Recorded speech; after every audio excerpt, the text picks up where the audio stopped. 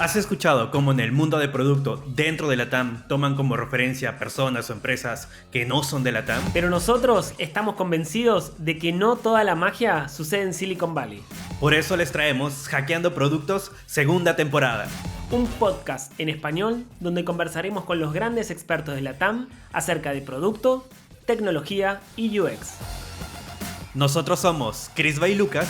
Y esto es Hackeando Productos. Para cerrar esta segunda temporada de Hackeando Productos, hoy nos acompañan dos grandes del mundo fintech. Desde Chile se suma Rodrigo Alegre, un profesional con una gran experiencia de consultoría, growth y gestión de productos en la industria de servicios financieros. Hoy se desempeña como Financial Services Industry Lead en la consultora Continuum, haciendo una de las cosas que más le apasiona, ayudar a emprendedores a repensar sus productos y planes de crecimiento. También nos acompaña Alejandro Escazarra, argentino experto en productos fintech y banca digital, que confía en Dios, pero para todo lo demás hay que traerle datos. Ale es founder y product manager en Aper Academy y además escribió el libro Challenging: Cómo hacer producto en un banco digital y construir las finanzas del mañana. Si quieres saber qué está pasando en la industria y cómo es construir producto en una fintech, no te podés perder este episodio. Esta temporada es auspiciada por Bildung Data, tu consultora de growth, marketing y producto. Bildung es partner estratégico de Mixpanel, la plataforma número 1 de Product Analytics en el mercado. Agéndales una consulta gratuita en bildungdata.com. Bueno, bienvenidos a un nuevo episodio de Hackeando Productos, y antes de comenzar quiero agradecerle a mi compañero Crisba, que me dio la posibilidad de estar solo entrevistando a estos dos grandes cracks del mundo fintech. Así que sin más introducción voy a ir directo a la primera pregunta, que es para Ale. La verdad que hoy cada vez que uno abre los diarios y ve noticias sobre el mundo fintech y sobre los pagos digitales particularmente en Latinoamérica, vemos que cada vez crecen más y hay miles de casos. Es decir, nosotros podemos ver la adopción en Chile, que es muy grande en tarjeta de débito. Por ejemplo, el QR no penetró tanto, pero en Argentina durante la pandemia creo que Mercado Pago es un caso de éxito mundial. Ualá también hizo muchísimo por facilitar los pagos digitales, ni hablar de Pix en Brasil o de Yape en Perú, que ahora también llegó a Bolivia con mucha fuerza. La pregunta concreta es, ¿estamos en una etapa en la industria fintech, en la TAM, de seguir recibiendo nuevos actores o ya se estabiliza esto? Y es como a ver cómo se asientan los que ya están. Porque, por ejemplo, ahora viene Revolut, que está desembarcando en Chile, pero también tenemos casos de fintech que desaparecieron. FPay, Superdigital, Vimo en Argentina. ¿Qué crees? ¿Es un momento de seguir expandiendo players o de estabilizarse? A ver, yo vivo en Europa, ¿no? Y permanentemente estoy generando el contraste, ¿no? Entre cómo crece el ecosistema acá y cómo crece en LATAM. Justamente el otro día escribí un artículo que salió en un medio importante que justamente defendía la cantidad de oportunidades que todavía existen en LATAM, ¿no? Sin ir más lejos, la Asociación Iberoamericana de Empresas FinTech el año pasado sacó un reporte que señalaba que 1 de cada 4 empresas FinTech del mundo se crea en LATAM. Esto es súper llamativo porque lo cual indica que de alguna manera LATAM sigue siendo una tierra de oportunidades a pesar de todo lo que se ha avanzado en términos de inclusión financiera, de creación de startups y también a pesar del contexto. También hay un reporte, el famoso Pulse of Fintech de KPMG, que mostraba que en el Q2 del año 2023 la única región que había crecido en inversión fintech era LATAM, a pesar de la gran caída que había habido luego de la subida de tasa de interés y demás. Entonces, contestando puntualmente la pregunta, yo creo que son las dos cosas. Hubo una depuración, esto pasó en todo el mercado startup, digamos, en todo el mundo tecnológico, producto de la subida de las tasas de interés, la falta de acceso al fondeo, la aparición de nuevas tecnologías que también fueron más atractivas y llamaron la atención de los fondos de capital de riesgo, como puede ser la inteligencia artificial, en algún momento el metaverso y demás, llamaron más la atención. Por lo tanto, FinTech de alguna manera empezó a decantar y los modelos de negocio empezaron a centrarse más en ser más rentables, ¿no? Pero eso no quiere decir que no hay oportunidades para nuevas empresas. De hecho, se crean empresas todo el tiempo y si yo realmente tuviera que crear una empresa FinTech, lo haría en LATAM, sin lugar a duda. Todavía queda muchísimo por hacer para seguir creciendo. Yo creo que donde hay problemas, hay oportunidades. América Latina tiene muchas oportunidades, todavía la penetración de los pagos digitales es escasa. En Europa acá el 98% de las personas tienen una cuenta bancaria, en América Latina eso no pasa, existen un montón de cosas por hacer. Entonces, resumiendo, decantó, menos empresas cerraron, se compraron, etcétera, pero todavía sigue habiendo un ritmo de crecimiento muy, muy grande y creo que lo seguirá viendo durante los próximos años. Yo soy de la posición que hay un mar de oportunidades en las fintechs. Es solo mirarlo que si tú lo separáis todos como en personas y empresas y veis cómo ha evolucionado, tú hay muchas fintech en pago hoy día, pero más pagos de B2C, pocas diría, para todo lo que involucra una empresa en términos de pago y de ahí empezáis a subir, ¿sabes? Entonces al final es como entendiendo, si lo miráis como en dos dimensiones, tú tenéis una lógica como cuánto es el ingreso promedio que sacáis por cuenta, después otra dimensión que sea cantidad de cuentas, y se ha privilegiado como mayor cantidad de cuentas, como volumen, personas, con un revenue muy chiquito. Y generalmente los pagos que van al B2C y todo ese ecosistema es lo que está generando mayor, digamos, como, no sé si antes de hablar de innovación, pero sí cubriendo las necesidades desatendidas que, o sea, como que las se gatillan al tiro, pero es un mundo súper duro porque el margen ahí es bien escueto, entonces tenéis que apilar ese volumen. Pero si después empezáis a moverte en la ecuación diciendo, sabéis que no quiero tantos clientes, pero sí que quiero un revenue por cada uno de sus clientes alto, y empezáis a avanzar con wealth management, bancos corporativos, hasta podéis llegar a bancos más que corporativos, bancos de países, ¿cachai? Entonces, en ese espectro no hay nada. Así como que la verdad las cosas se siguen haciendo igual. Si tú quieres mandar plata de un lado para otro en tu empresa, son cartas de transferencia, en la cual mueves millones de dólares, escribes una carta, la firmáis y le decís al banco, oye, manda esta cuestión a JP Morgan. Entonces, es un espacio muy grande en el mundo y en Latinoamérica mucho más, porque en la práctica en Latinoamérica todas las carreteras y la tecnología es súper legada. Entonces, de ahí en adelante, cualquier cosa que vaya a optimizar con tecnología es un espacio para generar eficiencia y con el emblema de competencia e inclusión es un mar de oportunidades todavía. Bueno, ahí tocaron un tema que lo hablamos un poco en la primera temporada que entrevistamos a Ale y a Quique, que son emprendedores argentinos que tienen una fintech, y que lo mencionaban como muy claro, ¿no? Es decir, billeteras hay un montón, pero hay grandes oportunidades del otro lado. Es decir, como de la infra, ¿no? Y ahí aparecen actores en Latinoamérica, como puede ser Pomelo, por ejemplo, que vienen a romper un poco eso. También lo hablábamos, me acuerdo, con Oscar Durán, que él trabaja en Kushki, y en el último episodio también mencionaba algo de eso, ¿no? Que las oportunidades no sé si todavía siguen estando desde el lado emisor o desde el lado del usuario masivo, sino desde el otro lado. ¿Qué opinas, Rod, sobre eso? Es decir, ¿crees que los bancos no migren sus tecnologías legacy puedan hacer que se frene un poco el desarrollo de la industria fintech? Primero, ¿qué opinas de eso? Si estás de acuerdo con lo que decía Kike, Ale y en este caso Oscar, de que hay mucha tecnología en la infra que podemos mejorar. Y segundo, si estás de acuerdo, si crees que eso puede ser un freno para la evolución de la industria. Lo primero, totalmente. O sea, cuando veis esto, o sea, si tú tenés que hoy día como es el mejor momento para crear una fintech, sí, es duro, muchísimo, porque no es fácil levantar capital, pero creo que todas esas necesidades desatendidas que la puede hacer un banco incumbente o una fintech, necesita una infraestructura que una fintech por sí sola no la va a lograr hacer. O lo puede hacer, pero en verdad el time to market y el time to value es tan importante que en verdad hay que buscar un pomelo, en verdad voy a buscar algún procesador que cubra quizás incluso una vertical específica, ¿cachai? O sea, pago en restaurantes, oye, yo quiero alguien que sea específico en eso. Entonces, totalmente, o sea, yo creo que el gran negocio de todo eso está en la infraestructura y en la seguridad. O sea, eso es porque nadie va a decirte que no a la seguridad y a la infraestructura, por cosas obvias. Y claramente hoy día, cómo cubrir esas necesidades desatendidas, por ejemplo, por los bancos, los legacy siempre han sido su principal problema. Es decir, le limitan los casos de uso. No es que no quieran innovar, sino que si quieren generar un flujo distinto, tienen que primero validar si pueden agregar un registro más como a la base de datos de su core. Si efectivamente están yendo, sí, están migrando todas sus cosas a cloud, tratando de... No todos haciéndose la gran pregunta si van a cambiar su core, porque esa es una pregunta bien dura, porque nadie quiere cambiar el core y que ojalá dure años, pero claramente si no le estáis dando esa flexibilidad y ese tiempo, te van a pasar volando. Chile probablemente puede ser que como mercado más experimental y más quizás como funciona como un laboratorio, o creemos que funciona como un laboratorio, te sentís más resguardado, pero eso no quita que no te quitan, digamos, una taja de la torta. Entonces, creo que sí, efectivamente, a los dos puntos. Lo limita, es una oportunidad importante. Ale, leímos tu libro, ¿sí? Y hablas de cómo construir producto para un banco digital. Y ya nos metemos en producto, que creo a mí, este episodio estoy como un niño en Disney.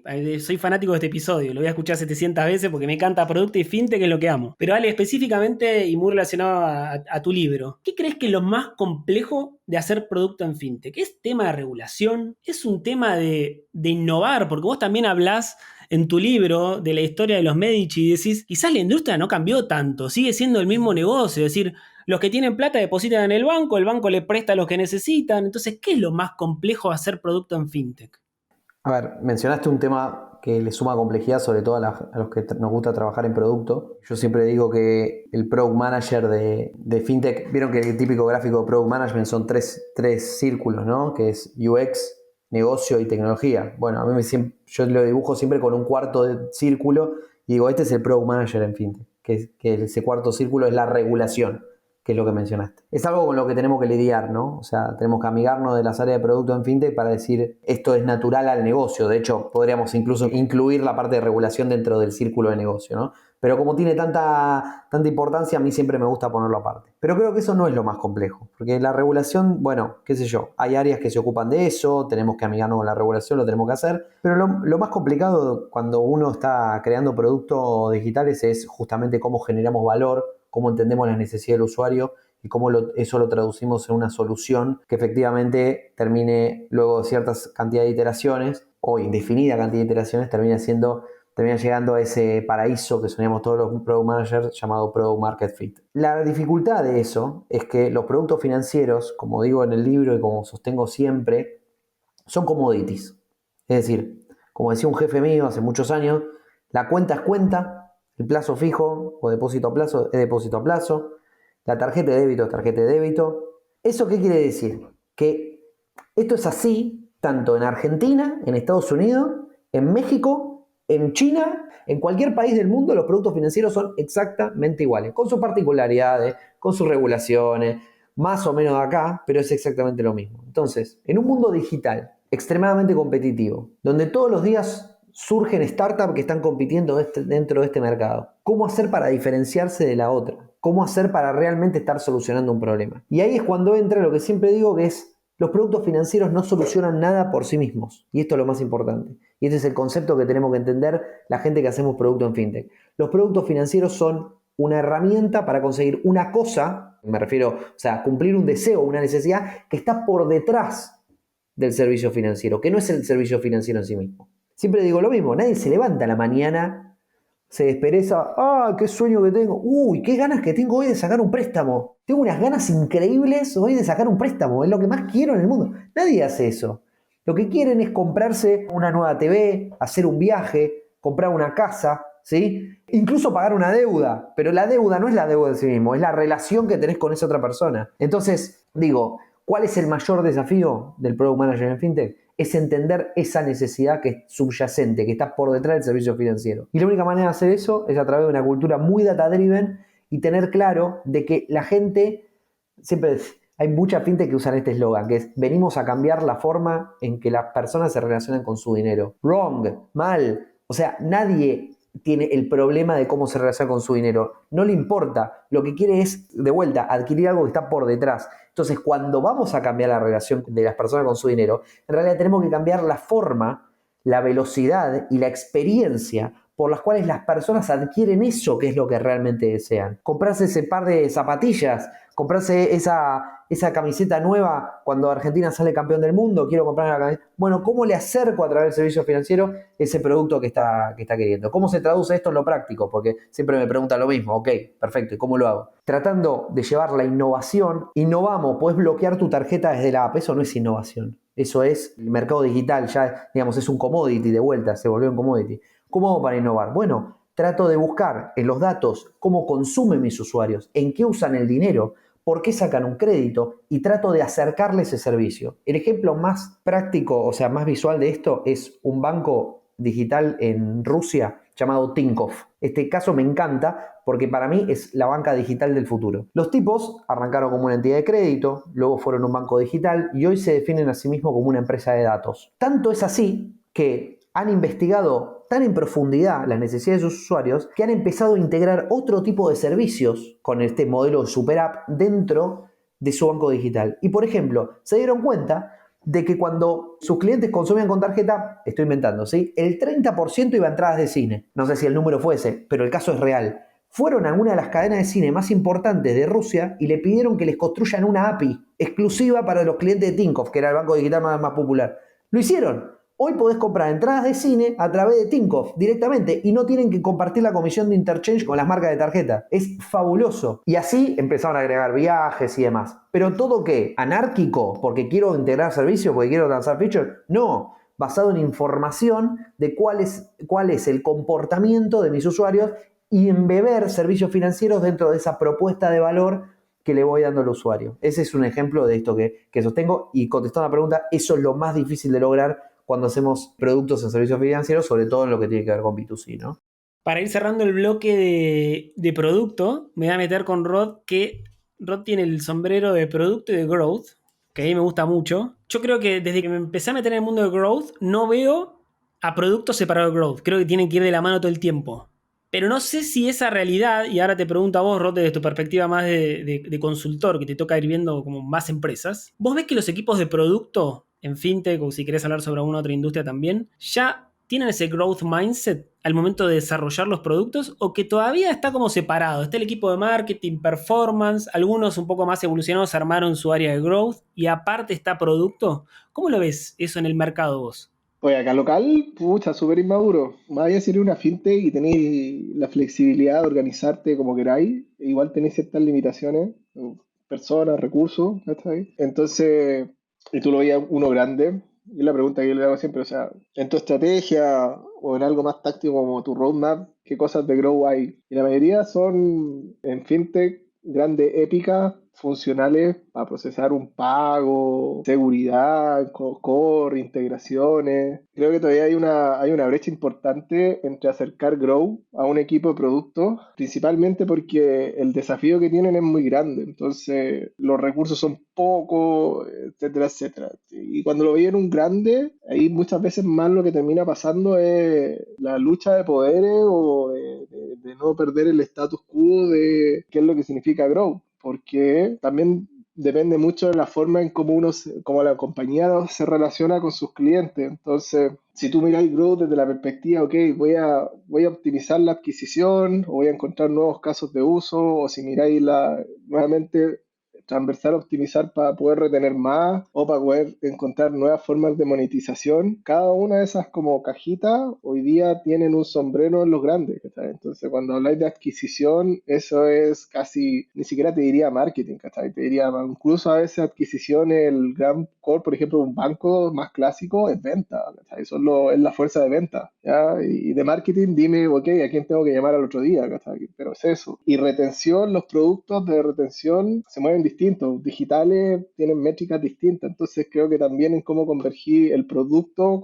en un banco, que más que un producto es más como un canal digital, termina siendo complejo, porque al final cuando miran todo esto, creería que todavía para los grandes corporativos una aplicación o un canal digital no mueve tanto la aguja en lo que hace las lucas. Entonces un cliente finalmente va a ser tu cliente si le ofreces una mejor tasa, por ejemplo, o un cliente te va a dejar el peor NPS si es que no le procesaste o tuviste un crédito hipotecario que sufrió y más encima no se lo diste y tuvo 6 meses y perdió la casa, ¿cachai? Entonces creo que ahí están las brechas de cómo están estructurados. Y en la fintech, un tema más de que yo creo que no le alcanza ni el tiempo ni el espacio para aplicar toda esta cosa, a menos que ya sea una fintech súper consolidada y que se haya levantado una serie B o una C y que tiene para hacer eso, ¿cachai? Y creería que ahí en términos de grow, la mayoría están haciendo más como product grow, preocuparse como darle más foco a lo go to market y que ellos tomar eso y no que sea como, oye, juntémonos con el equipo de marketing, esta es lo que creemos que nosotros es la propuesta de valor, estas son las funcionalidades, y el equipo de marketing ya dice, ni un problema, me doy la vuelta, lo voy a testear, voy a armar esta cuestión y voy a volver a ti. Creo que eso ya los equipos de producto más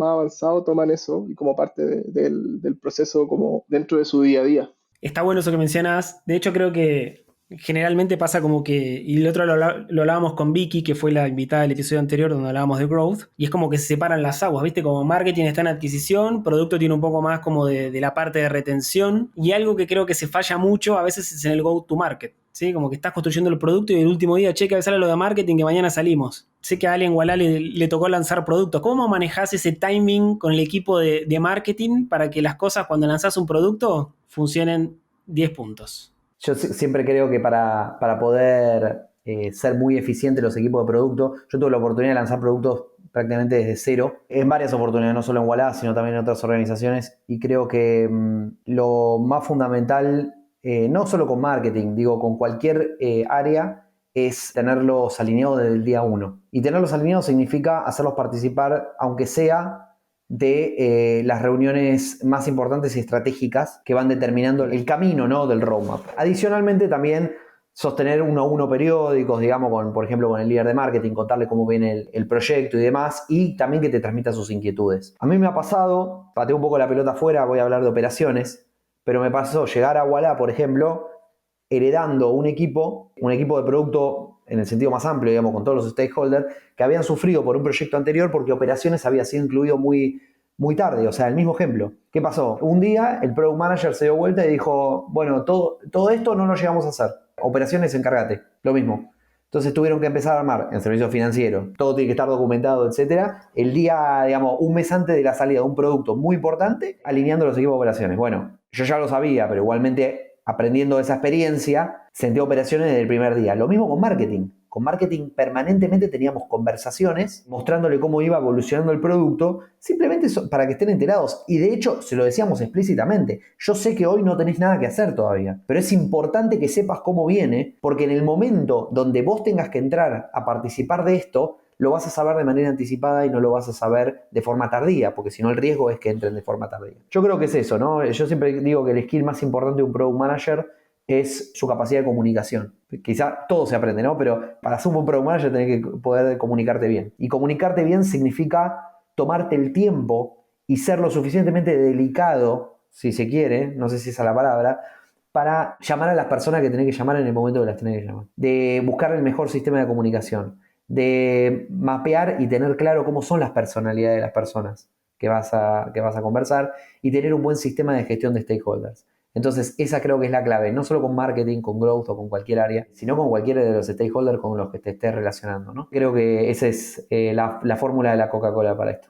Y vamos a entrar como en la tercera parte de esta conversación, que es Open Banking. Vos abrís los diarios, noticias fintech, hablan de Open Banking, Open Finance. Ale, yo hice el curso en Aper Academy, soy egresado de Aper Academy, así que me gustaría que a la audiencia le des lo más simple posible en un tweet, si se puede, como yo digo siempre, qué es Open Banking, qué es Open Finance y qué beneficios le trae eso a las personas. Open Banking es cómo hacer para que los bancos puedan compartir su información a terceros, y Open Finance es un concepto más amplio que involucra todo tipo de servicios financieros, no solamente los bancarios. Esto incluye, por ejemplo, un concepto que está dentro de Open Banking, que por ejemplo es finanzas embebidas, ¿no? O sea, es una parte, si se quiere, del Open Finance. Esto que es japonés, porque vos me decís, siempre digamos, como Product Manager es mi misión decir para qué sirve esto, qué problema resuelve, ¿no? De alguna manera, que eso es lo más importante. El ejemplo más práctico es el siguiente. Yo voy a un banco, quiero sacar un crédito y me dan una determinada tasa, ¿no? Soy cliente hace 30 años de ese banco y me dan una determinada tasa y yo tengo la opción de tomar ese crédito o de no tomarlo. Pero resulta que me contó un amigo que en el banco de enfrente te ofrecen una tasa que es la mitad de la tasa de interés. Entonces a mí me interesa porque digo, qué bueno, es más barato. Entonces voy y pruebo. Me acerco a otro banco que no entré nunca, digo, hola, sí, me gustaría saber. Y efectivamente es la mitad, la tasa es la mitad. Entonces digo, bueno, ¿cómo hago para sacar este crédito? ¿Usted te da cuenta aquí? No. Ah, no, porque no disponemos de información, no sabemos cuánto gana, me tiene que presentar toda esta documentación. Open Banking lo que permite, que puede haber iniciativas privadas o públicas de Open Banking, lo que permite es que con el consentimiento del usuario, ese banco podría acceder a todos los datos históricos financieros de las entidades que estén suscriptas a ese sistema de Open Banking. Supongamos que el otro banco pudiera compartir esos datos, yo podría decirle al nuevo banco, fíjate todo el historial de crédito que tengo en ese, o todo el historial que tengo de transacciones financieras en ese otro banco, y en base a eso generamos un score acá a ver si puedo acceder a ese préstamo. El concepto básicamente que rompe a la industria financiera y le da una nueva dimensión es que los datos no son de las entidades, son un activo valioso, pero no son de las empresas. Los datos son de los usuarios y los usuarios tienen que tener la capacidad de poder compartirlos con los que quieran. De esta manera se pueden generar todo tipo de productos financieros innovadores. Por ejemplo, tener múltiples cuentas bancarias en una sola aplicación de una fintech donde las agrupe todas, buros de crédito hechos de esta manera, como el ejemplo que acabo de escribir, poder usar, digamos, también las cuentas bancarias, poder transferir entre cuentas bancarias usando Open Banking. Existen muchos niveles, ¿no? Como dije, existen iniciativas privadas y públicas y también existen diferentes niveles, como consultivas, transaccionales. Es muy amplio el tema. Y también es cierto, otra cosa que es importante decir, es que algunas de las iniciativas más importantes en el mundo, como dije, privadas y públicas, en el mundo de lo que tiene que ver con lo público, hay muchos avances regulatorios, por ejemplo, Rod seguramente lo puede escribir mucho mejor que yo, pero con la ley FinTech en Chile, México hizo lo mismo con su ley FinTech. En Europa existe la PSD2, que ahora va a evolucionar a PSD3, que es la normativa de Open Banking. En fin, existen múltiples iniciativas a lo largo y ancho del globo, digamos, en lo que es la esfera pública, para tratar de regular y obligar a las entidades a abrir los datos, bajo la premisa de que los datos son de los usuarios. Y lo que tiene que ver con iniciativas privadas, existen casos como Bizum en España, Modo en Argentina y tantos otros alrededor del mundo, que son redes de empresas que se ponen de acuerdo para poder compartir sus datos y crear productos financieros que generen muchísimo más valor. Ese es un poco el resumen. Buenísimo, gracias. Sí, sabía que era una pregunta como bastante amplia, pero bueno, nadie mejor que vos para ayudarnos a resumirla. Y conectado ahí, medio que Ale te tiró el centro, Rod, pero ¿cómo el Open Banking, Open Finance empieza a reconfigurar la forma en la cual se construye productos? Porque también ahora empiezan a haber actores o capas intermedias, como siempre, ¿viste? Que están los famosos integradores. No sé, un banco no puede hacer algo, entonces aparece alguien en el medio. Y bueno, a ver si nos podés contar también algo de la ley FinTech de Chile relacionado a esto, pero ¿cómo crees que el Open Finance, Open Banking, viene a reconfigurar la forma en la cual se construye producto en FinTech? Tiene hartas perspectivas con el cómo construye productos. Yo creo que hay una lógica muy importante si uno mira las fintech, tenéis como la capa de conectividad, que generalmente hay como integradores, que te diría que no tenemos ni siquiera, porque no creo que sea responsabilidad del regulador, una forma y una práctica o un estándar, en verdad, de trabajar sobre las integraciones más allá de lo que significa los modelos de madurez de una API. Por lo tanto, creería que a la hora de empezar a crear productos ahí tenía un desafío súper importante y que todo el mundo se va a plantear. ¿Por qué? Porque si no te desacelera precisamente lo que el regulador te está facilitando. Es decir, ok, ahora efectivamente se van a poder compartir información, pero la pregunta es, bueno, ¿cómo la compartí? ¿Cómo, oye, si yo cambio en un lado algo, lo actualizo, te aviso en el otro lado o que crashee las cosas en la forma en que se van avisando? Entonces claramente se genera un equipo complejo en términos de integración y creo que eso uno a la hora de hacer producto es una de las grandes preguntas, es cómo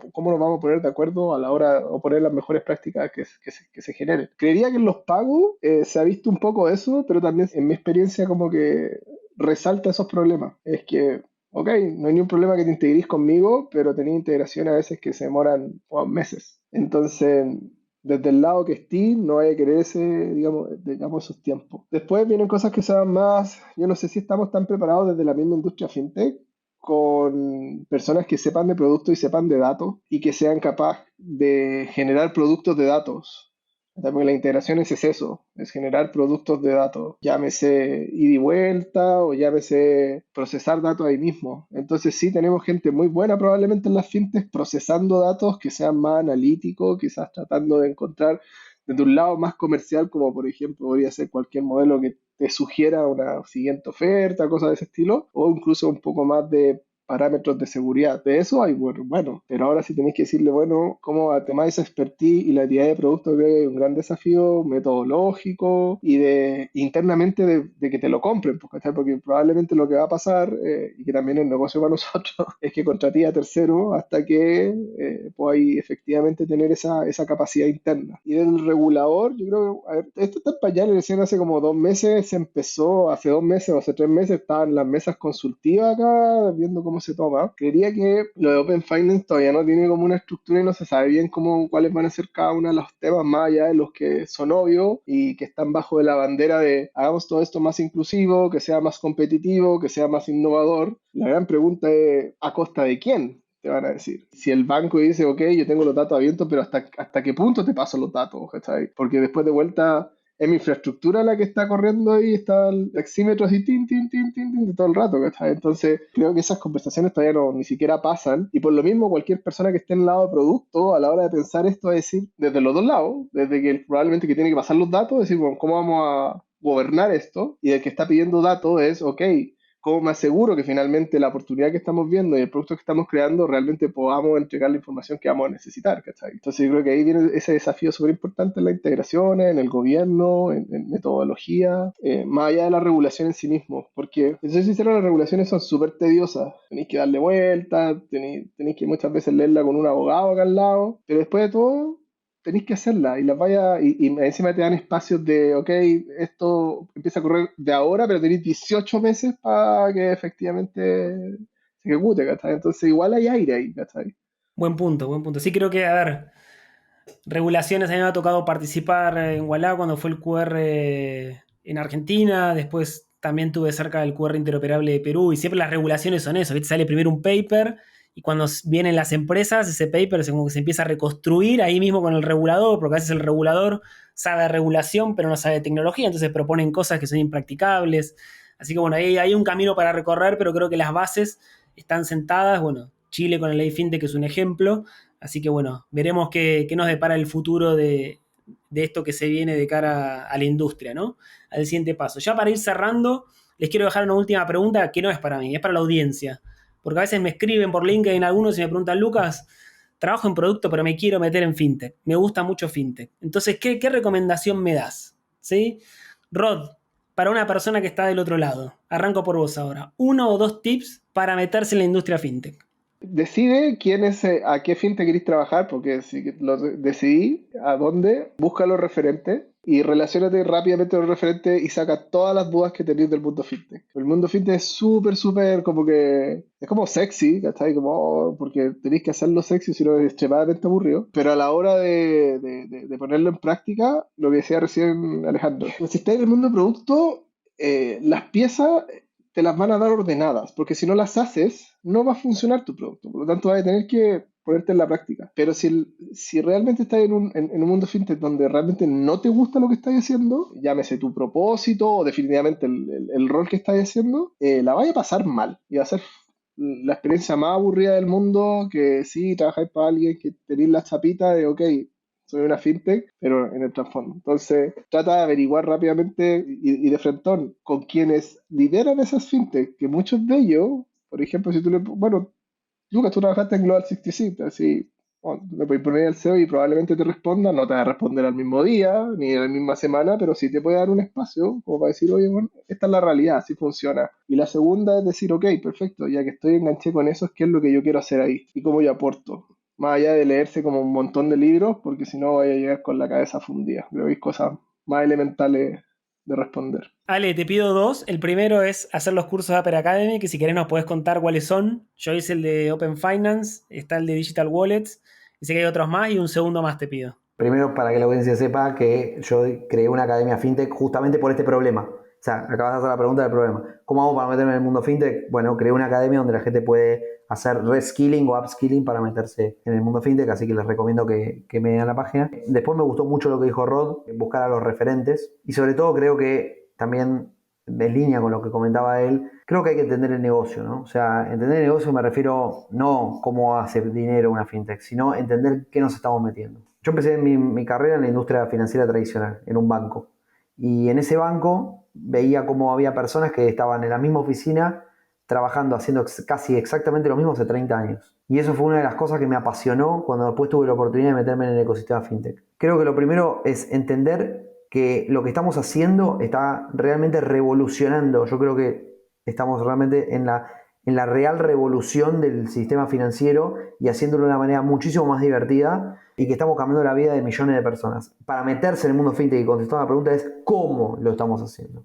Y ahí es el tema, ¿no? Tratar de meterse en los modelos de negocio, entender estos conceptos más importantes, Open Finance, finanzas embebidas, pagos inmediatos, qué es lo que está pasando, blockchain y cripto, hay que entenderlo, por lo menos tener conceptos básicos para entender de cómo juegan las variables y cómo se relacionan unas con las otras. Y después siempre hay un montón de contenido que me parece que las personas pueden usar para ir de alguna manera profundizando en todos estos temas, ¿no? no quiero hacer marketing de mí, pero por ejemplo mi libro, pero también hay tantos otros que hablan de esto. Hay un libro muy, muy famoso que se llama The Payoff también, que es buenísimo, que habla todo lo que tiene que ver con pagos de una manera muy divertida. Hay podcast, escuchar este episodio sin lugar a dudas sería paso número 1. Yo también participo, escribo un newsletter y tengo el podcast FinTech on the Rocks en Argentina. O sea, hay un montón de material, de un montón de referentes que están todo el tiempo generando contenido, seguirlos, estar con los temas. Y último, diría, aplicar. ¿Te querés meter en fintech? Pedilo, buscalo. Esto es para consejo para cualquier cambio profesional que se quiera hacer en la vida. Es animarse hasta conseguir el primero, ¿no? O sea, aplicar una vez que uno se siente, no seguro, pero siente que ya tiene una pequeña base como para poder mantener una conversación sobre el tema.